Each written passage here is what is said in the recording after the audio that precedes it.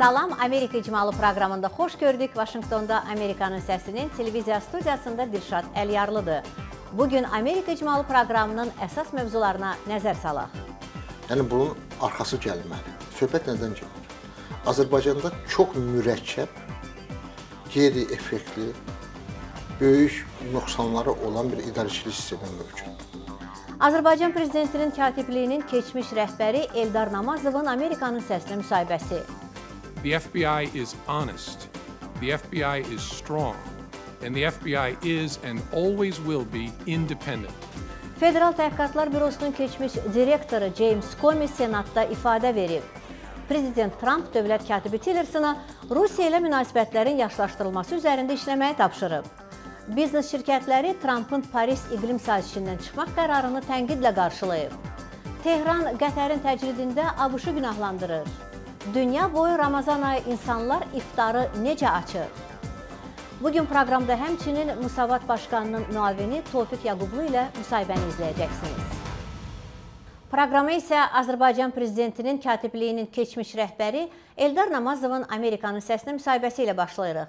Bakı müxbirimiz Tapdıq Fərhadoğlu ilə müsahibədə Eldar Namazov Dövlət İdarəetmə Sistemində İslahatlar, Vitse-Prezident İnstitutu və Dövlət Nəzarət Sisteminin qurulmasının vacibliyindən danışıb.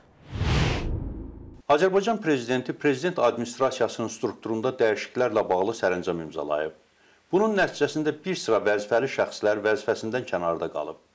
Bəzilərinin isə sanki səlahiyyətləri azaldılıb. Nəticələrdən nə gözləyirsiniz? Bu addım düzgün addımdır. Mən bu fərmanı dəstəkləyirəm. Ancaq o şərtlə ki, bu böyük bir islahatlar paketinin içində birinci addım olsun. Yəni, bunun arxası gəlməlidir. Söhbət nədən gedir? Azərbaycanda çox mürəkkəb, qeyri-effektli, böyük nöqsanları olan bir idarəçilik sistemi mövcuddur. Bir fikir verin, Azərbaycanın Milli Təhlükəsizlik Nazirliyi 10 il iş adamlarının başına oyunlar açırdı. Azərbaycanın Beynəlxalq Bankı illərlə Azərbaycandan nəqrə vəsait ordu aparırdı. Ancaq buna əlindən tutan, bunun qarşısını ala biləcək bir dövlət orqanı yox idi. Halbuki Azərbaycanda Prezident aparatı var, Nazirlər Kabineti var, Nazirlər Kabinetinin şöbələri var, Prezident aparatının şöbələri var. Yəni, struktur çox böyükdür. Məmurların sayı çoxdur. Tabeçilik çox mürəkkəbdir. Bir nazir həmin prezidentə tabidir, həmin baş nazirə tabidir. Prezidentə tabidirsə, deməli, prezident administrasiyasının rəhbəri də ona göstəriş verə bilər. Deməli, prezident aparatında müvafiq şöbə də ondan işləməlidir. Baş nazirə tabidirsə, deməli, baş nazirin bu sahə üzrə bir müavini var, ona da tabidir. Deməli, Nazirlər Kabinetində müvafiq şöbə də var. ABŞ kimi böyük bir ölkədə adətən prezident olur, nazir olur və prezidentin bu sahə üzrə köməkçisi olur. Orada nə Nazirlər Kabineti var, orada nə prezident administrasiyası müdaxilə eləyir bu məsələlərə, yəni administrasiyasının rəhbəri. Ona görə də, bax, bu çox mürəkkəb bir idarəçilik sistemi əvəz olunmalıdır. İslahat keçirmək lazımdır. Bu, siz dediyiniz bu fərmanda, bu sahədə birinci addımdır. Mən bunu düzgün addım sayıram o şərtlə ki, bunun ikinci addımı gəlməlidir. Ümumiyyətlə, Nazirlər Kabinetinin statusuna baxmalıdır. Bizə lazımdır bu Nazirlər Kabineti. Balaca bir ölkəyik, ABŞ kimi bir ölkədə Nazirlər Kabineti yoxdur. Bizdə isə görün nə qədər məmurlar var. Əvvəllər heç olmasa baş nazir prezident səlahiyyətlərini icra edirdi. Prezident onu səlahiyyətlərini icra edə bilməndə baş nazir onu icra etməli idi konstitusiyaya görə. Ona görə də həmin institutun bir sambalını, bir ağırlığını verən bir amil idi. İndi bu amil də yox olub, ona görə konstitusiya dəyişikliklər oldu. Birinci vitse-prezident institutu yaradıldı. Ona görə də Nazirlər Kabineti kimi böyük bir prezident aparatını təkrarlayan, o sahə üzrə köməkçilərin işini deməli təkrarlayan bir böyük bir institutun, böyük bir məmur ordusunun mövcudluğu şəxsən mənim üçün şübhə altındadır. Mən hesab edirəm ki, növbəti addım kimi onun da məsələsinə baxılmalıdır. Birinci Vitse-Prezident İnstitutunun yaradılması ölkədə köklü islahatlara yol aça bilərmi? Qərb idarəetmə dəyərlərinin genişləndirilməsi üçün hökumət hansı addımlar atmalıdır? Birinci Vitse-Prezident İnstitutunun yaradılması dünyada bir analogiya kimi Birləşmiş Amerika Ştatlarının səsi sistemini yada salır. Orada prezident var və vitse-prezident var. Düzdür, orada prezidentlə vitse-prezident bir də seçkilərə gedirlər. seçki marafonunda iştirak edirlər, biri də qalib gəlirlər. Bizdə bu təyinatla baş verdi. Ancaq bütün hallarda bu institutun yaradılması yenə də idarəçilik sistemində növbəti islahatlar addımını zəruri eləyir. Yenə də söhbət Nazirlər Kabinetindən gedir. Yenə də misal üçün ayrı-ayrı nazirliklərin yerindən söhbət gedir. Birinci vitse-prezident hansı sahələrə rəhbərlik eləyəcək? Bu indidən hələ bəlli deyil. Bu vaxt hələ bir konkret informasiya yoxdur. Vaxtilə referendumdan sonra prezidentin sərəncamı oldu ki, yarım ilin ərzində Nazirlər Kabineti birinci vitse-prezidentlə bağlı normativ sənədləri hazırlasınlar və prezidentə təqdim eləsinlər. O vaxt artıq yetişir. Deməli, ya da artıq keçib bəlkə də o vaxt. Yəni, bu institutun deməli, müxtəlif o hüquqi çərçivəsi ilə bağlı müxtəlif sənədlər imzalanmalıdır, müəyyən sərəncamlar verilməlidir. Yəqin ki, bu yaxın gələcəkdə olacaq. Ki, onların sayı da bəlli deyil. Ona görə də, bax, belə qeyri-müəyyənlik imkan verir ki, bu idarəçilik sistemini çox ciddi islahatlar keçirib, ciddi şəkildə dəyişdirilsin. Müsavat Partiyasının başqanının müavini Tofiq Yaqublu bu günlər Amerika Birləşmiş Ştatlarında səfərdədir. Tofiq Yaqublu Amerikanın səsinin qonağı olub və hazırda bizim studiyamızın qonağıdır. Tofiq bəy, xoş gəlmişsiniz. Əvvəla Amerikaya, Vaşinqtona və Amerikanın səsinə. Səfərinizin əsas məqsədi nədən ibarətdir? Kimlərlə görüşlər keçirmişsiniz? Haralarda olmuşsunuz? Çox sağ olun. Mən təzəcə gəlmişəm Amerika Birləşik Dövlətlərinə. Geniş proqramım var. Hələ ki, heç o proqramın icrasına başlamamışam. Amma bir görüşlər nəzərdə tutulubdur. Paralel olaraq mən həm də bu ingilis dilimi biraz təkmilləşdirməliyəm, həm də onunla bağlı. Bir müddət burada olacam. İndi o görüşlər həll olmaq üzrədir. Mən əvvəlcədən deyə bilmərəm. Biri alınır, biri alınmaz, amma ciddi görüşlərim olmalıdır burada. Məsələn, qeyri-hökumət təşkilatlarından, dövlət orqanlarında görüşlərim olmalıdır. Bu görüşlərdə hansı məsələlərin müzakirəsi yer alacaq? Hansı məsələləri müzakirə etmək istəyirdiniz? Sözsüz ki, Azərbaycanla bağlı problemlər, birisi ölkədəki vəziyyət çox açınacaqlıdır. Yəni, günü-gündən göz görəsi Azərbaycanda vəziyyət pisləşir, dözmək olmur. Əlaqədar təşkilatlara və beynəlxalq qurumlara bu məsələ haqqında çatdırılmalıdır və Azərbaycan haqqında həqiqəti hamı bilməlidir və ona adekvat reaksiya olmalıdır. Çünki Azərbaycandakı hakimiyyət sanki özünü tam sərbəst hiss edir, çəkinəcəyi bir qüvvə, bir rəy, bir təşkilat, bir cəmiyyət yoxdur. O elə bilir ki, nə istəsə eləyə bilər.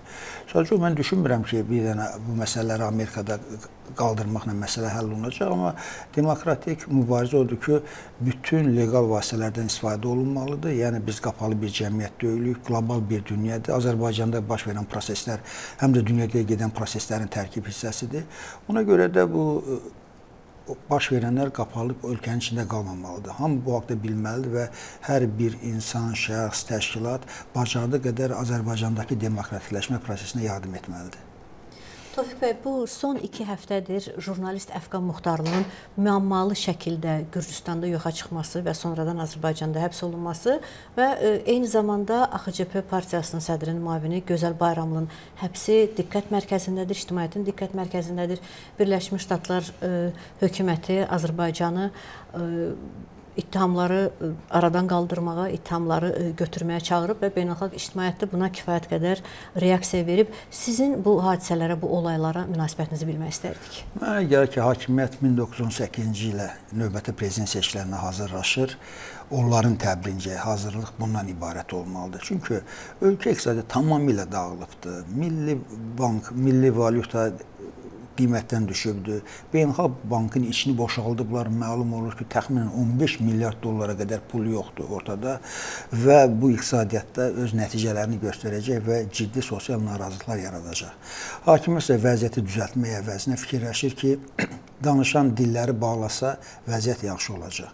Və bu həbslər də onunla bağlıdır və son dövrlər elə bir həftə yoxdur ki, müxalifətdən kimsə həbs eləməsinlər.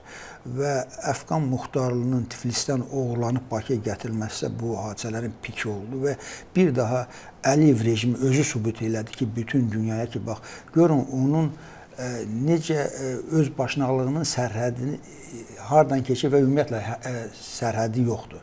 Müstəqil bir dövlətin paytaxtında özü də Azərbaycandan çox-çox demokratik bir ölkənin və Avropa Birliyinə, NATO-ya can atan ölkənin və bu prosesi yaxın illərdə başa vuracaq bir ölkədə gedib əməliyyat keçirmək və müstəqil bir jurnalisti oğurlayıb başına torba keçirib Azərbaycana gətirmək həm də dünyaya sübut eləməlidir ki, gör indi ölkənin içində nələr baş verir.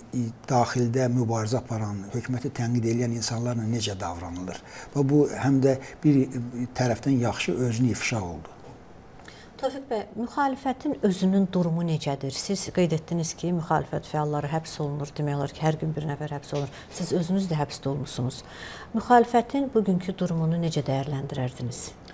Mən deyim, çalışacağım tam səmimi deyim. Məsələn, əlbəttə ki, müxalifətin bugünkü durumu ürək açan deyil.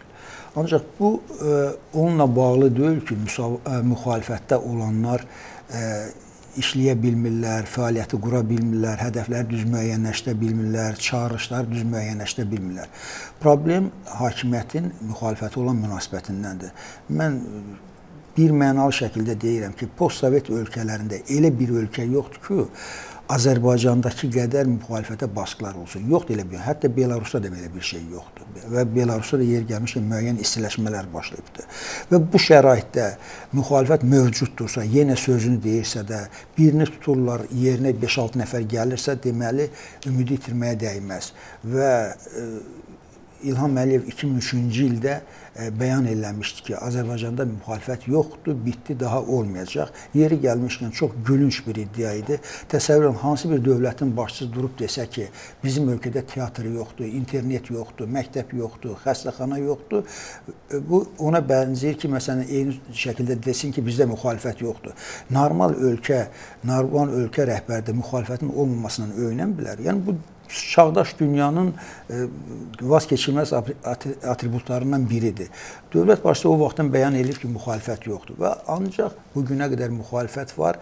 Rejimin bütün baskılarına, repressiya siyasətinə baxmayaraq müxalifət var və özləri də bunu başa düşürlər, görürlər və mən bayaq da qeyd elədim, həmin baskılar da məhz onunla bağlıdır ki, onlar müxalifəti sıradan çıxarda bilməyiblər və ölkədəki bu dəhşətli sosial narazılıq fonunda bilirlər ki, məsələn, seçkilər ərəfəsində cəmaət, əhali daha çox müxalifətə qulaq asacaq, nə ki, hakimiyyətin yalanlarına.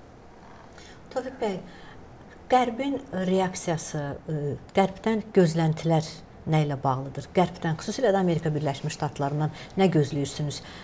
Son vaxtlar tez-tez Amerika Birləşmiş Ştatlarının ünvanına da tənqidlər səslənir ki, demokratiya məsələlərinə kifayət qədər diqqət verilmir. Gözləntilər nədir? Təbii.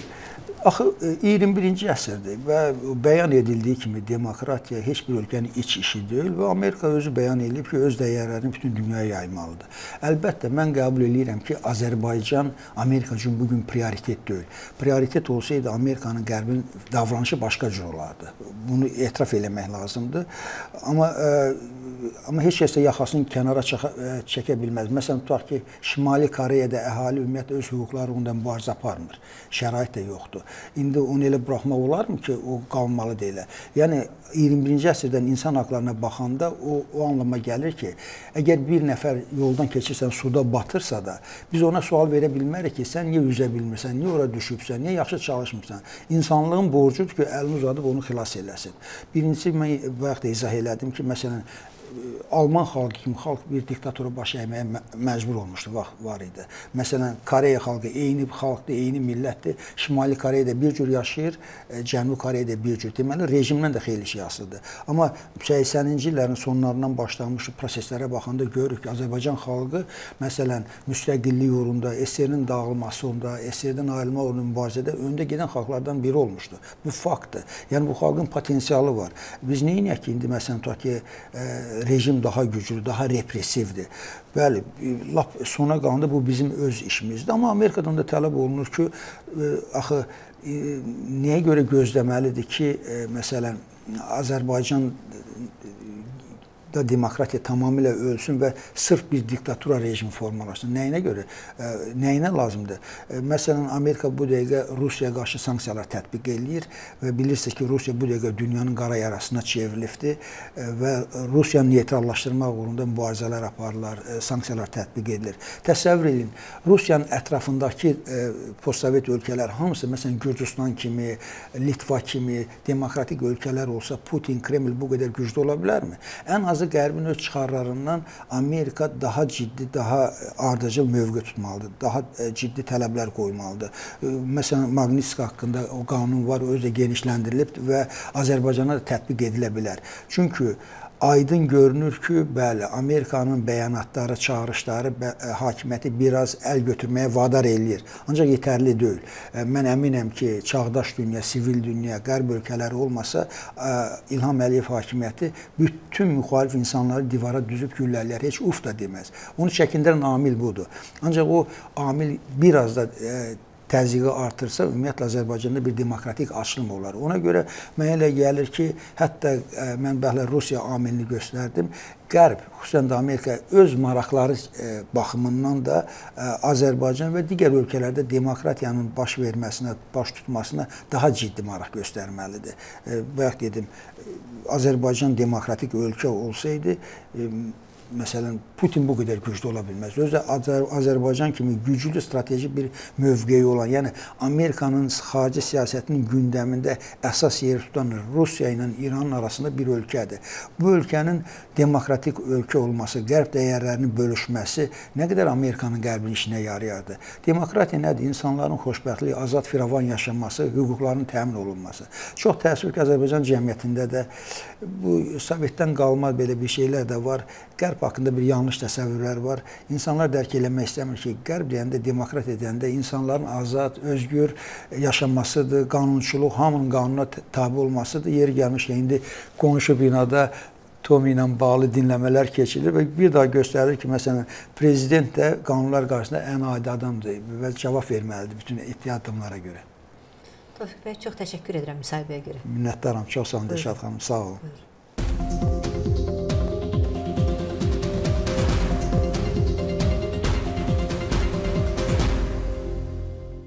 Federal Təhqiqatlar Bürosunun keçmiş direktoru James Comey'nin Senatda ifadələri Vaşinqtonda siyasi dairələrin əsas mövzusudur. Senatın Kəşfiyyat Komitəsində qanunvericilər Comey'ə Prezident Trumpın ondan seçki kampaniyası və Rusiya arasında mümkün əlaqələrə dair təhqiqatı dayandırması üçün təzyiq göstərib-göstərmədiyi haqda suallar verib. Federal Təhqiqatlar Bürosunun keçmiş direktoru James Comey Senat dinləmələrində prezidentlə vəzifəsindən kənarlaşdırılmasından bir neçə ay əvvəl keçirdiyi 9 görüşlə bağlı açıqlamalar verib. Comey qanunvericilərə deyib ki, Trumpın və müşavirlərinin onun vəzifəsindən kənarlaşdırılmasına dair verdiyi açıqlamalar onda çaşqınlıq yaradıb. Administrasiya məni bundan da vacib FBI-yi işlərin düzgün getmədiyini bildirərək gözdən salmağa başladı. Rəhbərliyin pis olduğu, işçilərin rəhbərliyə inamı itirdiyini deyilib. Bunlar yalan idi, adi bir yalan. Mən çox təəssüf edirəm ki, FBI işçiləri bunu eşitməli olublar. Təəssüf edirəm ki, Amerika xalqı bunu eşitməli olub. Comey bildirib ki, Trump fevralın 14-də ona Flynn'in təhqiqatı ilə bağlı burax bu məsələni deyib. Flynn bundan bir gün əvvəl vitse-prezident Mike Pence Rusiyanın Vaşinqtondakı səfiri ilə görüşü haqda yalan məlumat verdiyinə görə vəzifəsindən azad edilib. Comey'nin bildirdiyinə görə Trump ona Flynn'in Rusiya ilə əlaqələrinə dair təhqiqatı dayandırmaq əmri verməsə də o söhbətdən belə nəticə çıxarıb. The context and the president's words are what led me to that conclusion. As I said in my statement, I could be wrong, but Söhbətin konteksti və prezidentin sözləri məni belə bir nəticə çıxarmağıma səbəb olub. Mən öz bəyanatımda demişəm ki, ola bilsin mən səhv edirəm. Amma Flynn bundan bir gün əvvəl vəzifəsindən istefa verməyə məcbur olmuşdu.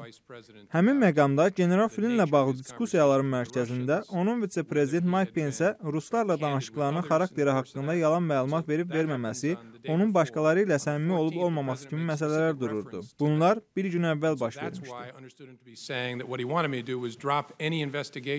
Connected to Flynn's account of his conversations with the Russians.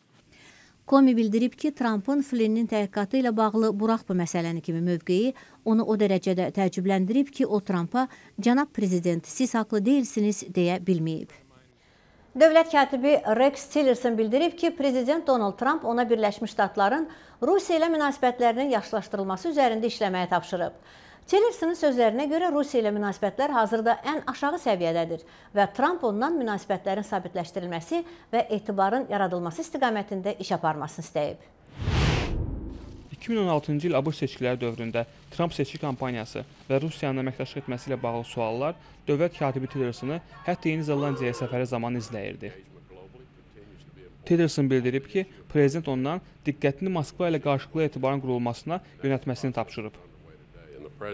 Prezident bunu çox aydın bildirib. İmkan vermək ki, siyasi səhnədə baş verən hadisələr sənə lazım münasibətlərin qurulmasına mane olsun. Prezident həm də mənə lazım olan nəticələr əldə edilməsi üçün kifayət qədər dəqiq vəzifələr müəyyən edib. Vaşinqtonda isə Dövlət Departamentinin sözçüsü Heather Nauert deyib ki, IŞİD-ə qarşı mübarizə ABŞ və Rusiyanın əməkdaşlıq edə biləcəyi sahələrdən biridir. Biz hər iki tərəfin əməkdaşlıqda maraqlı olduğu sahələri müəyyən etməyi düşünürük. Amma onu da nəzərdə saxlamalıyıq ki, Rusiya ilə aramızda mübahisəli olan mövzularda biz öz maraqlarımızı, dəyərlərimizi, tərəfdaşlarımızı müdafiə etməyə davam edəcəyik. Lakin səs-küyə səbəb ola biləcək təhqiqatlar Tillersona Rusiya ilə münasibətlərin yaxşılaşdırılmasına çətinliklər yaradacağı ehtimal edilir. Mən düşünürəm ki, o cəhd edə bilər, amma siyasi cəhətdən bu real görünmür. Rusiya ilə bağlı suallar bu administrasiyanı hələ çox narahat edəcək. Onu əlavə etməliyəm ki, bu həm də administrasiyanın öz səhvidir. Təəssüf ki, Ağ Ev Rusiya ilə bağlı ittihamlara elə cavab verir ki, sanki onlar nəyəsə gizlətməyə çalışırlar. Pfeffer əlavə edib ki, ABŞ-Rusiya münasibətlərində ciddi irəliləyişin baş verməsi üçün Moskvanın Ukrayna siyasətinin dəyişməsindən asılı olacaq. Donald Trump'ın Paris iqlim sazişindən çıxmaq qərarı bir sıra şirkətlərin tənqidləri ilə qarşılanıb. Təhlilçilər bir zamanlar skeptik yanaşılan yenilənən enerjidən istifadə üçün təməl yaradılmasının iqtisadi inkişafa yol açdığını deyir. Lakin bəzi mədən şirkətləri prezidentin qərarını dəstəkləyir. Daha ətraflı növbəti süjetimizdə. Donald Trump Paris sazişinin iqtisadi artıma mane olduğunu, Amerikalılara işlərini itirmələrinə səbəb olmaqla yanaşı, fabrik və zavodların bağlanmasına yol açdığını deyib. Paris sazişinin şərtlərinin əməl edilməsi və energetika məhdudiyyətləri 2025-ci ilədək Amerikalılara 2,7 milyon iş yeri bağlanması bahasına başa gələcək. Mədən sənayesi Trumpa dəstək verir. Peabody Coal şirkəti bildirir ki, saziş Amerika iqtisadiyyatına elektrikin bahalaşması kimi ziyan vuracaq. Sazişin tərəfdarları isə yanacaq şirkətlərindən daha çox yaşıl enerjinin iş yerləri açdığını deyir. İqtisadiyyata nəzər salsaq, qənaətli enerji sektorunun 3 milyon yeni iş yeri açdığını görərik. Bu, təbii qaz, mədən və neft sektorundan daha sürətli böyüyən iş bazarıdır. Yenilənən enerji ekspertləri avadanlıqların daha produktiv və daha ucuz olduğunu bildirir. Bu, ən ucuz mənbədir. Əgər əvvəllər iqtisadiyyat və ətraf mühit arasında narazılıq olurdusa, bu halda hər iki tərəf əlverişlidir. General Electric'dən Jeff Immelt, habelə Tesla və SpaceX-in baş icraçı direktoru Elon Musk Trump'ın qərarını tənqid edən biznes liderlər arasındadır. Trump'ın bəyanatından sonra Musk Ağ Evin İqtisad Şurasına məktub ünvanlayıb. Mars, Nike, Levi Strauss və Starbucks kimi onlarla ABŞ şirkəti prezidentə məktub yazaraq aşağı karbon mühitindən əl çəkilməsinin Amerikanı perspektivdə risk altına alacağını bildirib. Chevron və ExxonMobil kimi neft şirkətləri Paris sammitinin parlaq gələcəyə yol açdığına şübhə ilə yanaşır. ExxonMobil səhmdarları şirkətdən iqlim dəyişikliyinin biznes risklərini araşdırmasına və bu haqda məlumatın paylaşılmasını tələb edir. Birləşmiş Ştatlar rəsmiləri İranı Suriyada və Yaxın Şərq regionunda gərginliklərin artmasında günahlandırır. Bu həftə bir sıra ərəb ölkələri Qətərlə diplomatik əlaqələrin kəsilməsi haqqında qərar verib. Bunun səbəbi olaraq ərəb ölkələri Qətərin islamçı militantları dəstəkləməsini göstərir. Rəsmi Tehran Körfəz bölgəsində yaranmış gərginliyə görə ABŞ-ı günahlandırır. Səudiyyə Ərəbistanı, Misir, Birləşmiş Ərəb Əmirlikləri və digər dövlətlərin Qətərlə diplomatik əlaqələri kəsməsindən sonra Doha sakinləri mağazalarda ərzaq qıtlığı ilə qarşılaşıblar. Bu gün biz burada hər zaman yediyimiz toyuq ətlərindən tapa bilmədik. Məcbur qalıb başqa alternativlərdən almalı olacağıq. Təzə süd tapmaq da çətin məsələdir. Tehranlı siyasi analitik Qətərə qarşı aparılan təcrid etmə siyasətini qınayıb. Suveren ölkənin blokadaya salmaq müharibəyə bərabərdir. İnsanlar bundan ziyan çəkirlər. İran qonşu ölkələrlə əlaqələrini gücləndirmək üçün imkanlar axtarır. Düşünürəm ki, Qətərin cənub, şərq və qərb tərəflərdən blokadaya alınması İrana Qətər hökuməti ilə arasında olan münasibətləri gücləndirmək üçün şərait yaradacaq. Çünki Qətərin yalnızca bir çıxışı olacaq. Bu da İranın yerləşdiyi şimal ərazilərdir. Səudiyyə Ərəbistanın Xarici İşlər Naziri Abdel-Əlcubayr İranla sıx əlaqələrin olmasına görə Qətərə qarşı tədbirin görülməsi fikrini müdafiə edib. Biz hər kəsə açıq şəkildə bildiririk ki, İran qeyri-sabit gücə malikdir. İran xaosu təşviq edir. İran dağıdıcıdır və ölümcüldür. İranın bütün siyasəti yaxın şərqdə tərəqqətçilik yaymaq üzərində qurulub. İran yaxın şərq ölkələrini öz təsiri altına salıb Fars imperiyasını yenidən bərpa etməyə çalışır. Bu da qəbul edilməzdir. Lakin İranlı ofis işçisi yaxın şərqdəki ciddi narazılığa görə Birləşmiş Ştatları günahlandırır. Məncə Amerika Birləşmiş Ştatları pərdə arxasından rol oynayır. Birləşmiş Ştatlar silah sata bilsin deyə region ölkələrində müxtəlif əsaslarla münaqişələr yaradır. Bütün istiqamətlərdən blokadaya salınan Qətər tranzit üçün İran və İraqın yerləşdiyi şimal tərəfini istifadə etmək məcburiyyətində qalıb.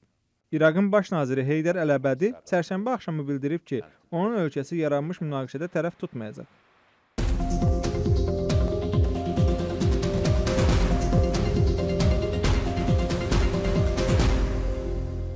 Müqəddəs Ramazan ayı artıq başlayıb və möminlər İslamın 5 vacib şərtindən biri olan oruç tutur.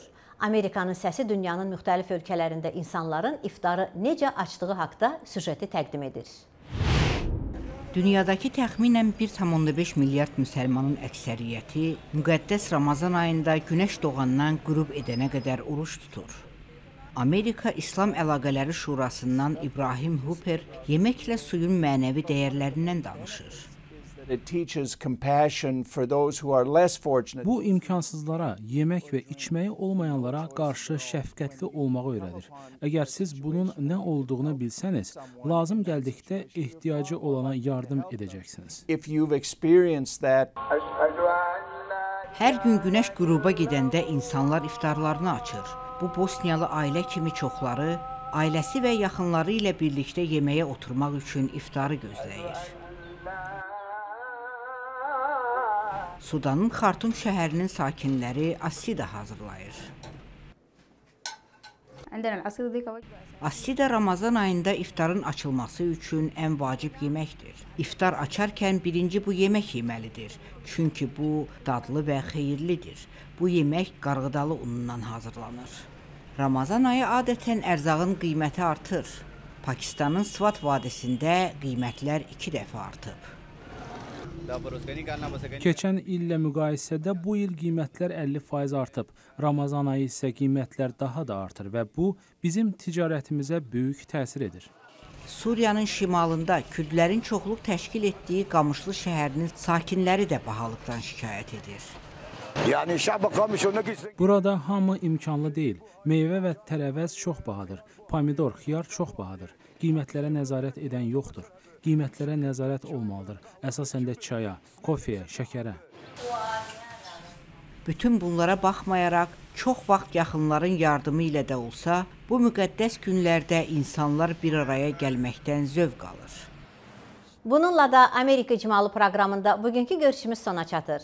Siz Vaşinqtondan hər həftə efirə çıxan proqramlarımızı, eləcə də dünyaya baxış və showbiz buraxılışlarını Amerikanın Səsinin Facebook və Twitter səhifələrində, habelə Azərbaycan xidmətinin veb saytında izləyə bilərsiniz. Mən Dilşad Əliyarlı sizinlə xudafizləşirəm. Sağ olun, gəlin görüşədək.